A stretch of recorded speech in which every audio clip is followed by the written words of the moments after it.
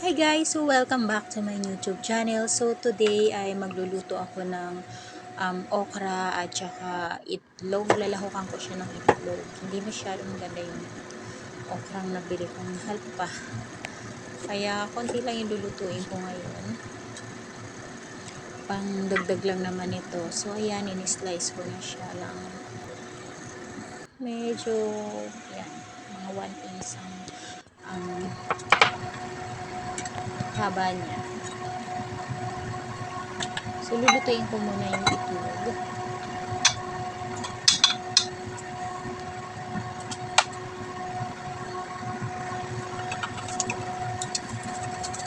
So, by the way, yung itlog pala is nilagyan ko siya ng salt and white pepper. Konting salt lang naman. And then white pepper.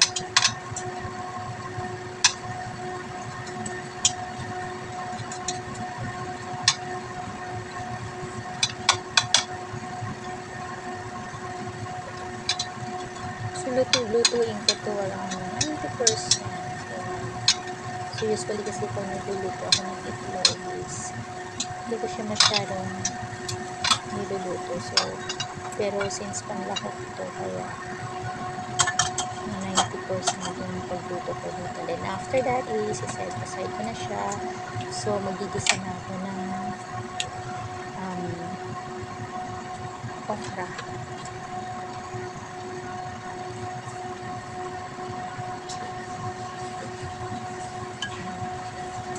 So, gigisa ko muna yung garlic.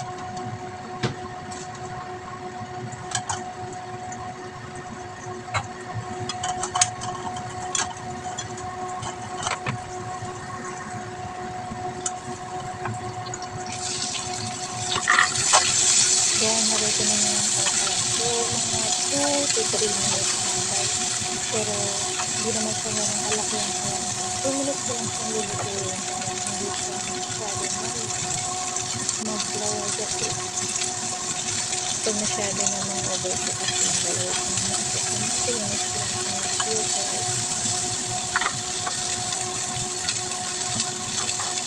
So, for seasoning naman, lalagyan ko siya ng soy sauce, sugar, at konting chicken powder.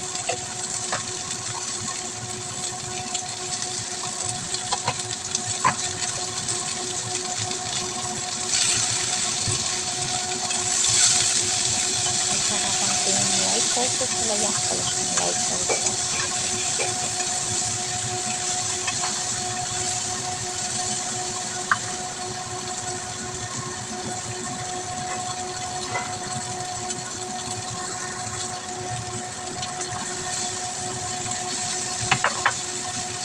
So, yan, lagay ko ng itlog.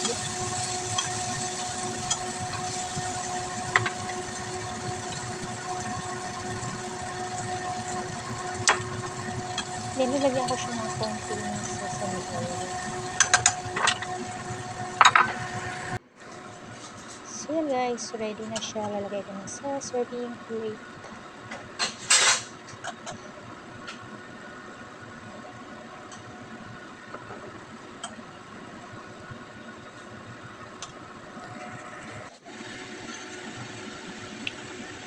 So, thank you for watching guys. God bless you for my next video. Bye!